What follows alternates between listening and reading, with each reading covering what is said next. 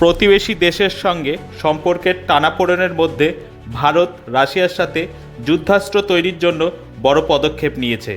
Bharat T-72 যুদ্ধ ট্যাঙ্কের জন্য রাশিয়া থেকে ইঞ্জিন কিনবে। T-72 যুদ্ধ ট্যাঙ্কের জন্য রাশিয়ার রোসবোরো কোম্পানির সাথে $24.8 কোটি চুক্তি করতে চলেছে। T-72 ট্যাঙ্ককে শক্তিশালী করার জন্য 1000 হর্স পাওয়ারের ইঞ্জিন কেনার চুক্তি করল। T-72 যুদ্ধ ট্যাঙ্ক ভারতীয় সেনার প্রধান লড়াকু যুদ্ধ ট্যাঙ্ক।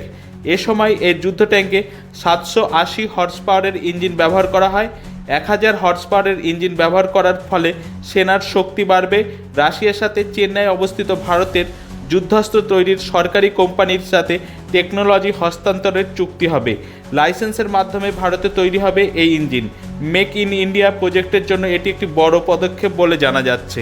T-72 ট্যাঙ্ক শত্রু জম বলে জানা যায়। নতুন ইঞ্জিন লাগানোর ফলে শক্তি বৃদ্ধি হবে, আক্রমণ করার ক্ষমতা বাড়বে। কিছুদিন আগেই সরকার T-72 ও T-90 যুদ্ধ ট্যাঙ্কের আধুনিক প্রযুক্তি ব্যবহার করার জন্য অনুমতি দিয়েছিল। এই ট্যাঙ্কের ওজন 41,000 কিলোগ্রাম।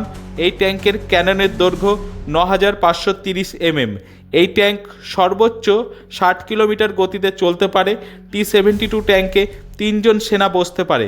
কাঁচা রাস্তায় 35 থেকে 40 কিলোমিটার গতিতে চলতে পারে। এই ট্যাঙ্কে 1590 লিটারের ডিজেল ভরা যায় একবারে।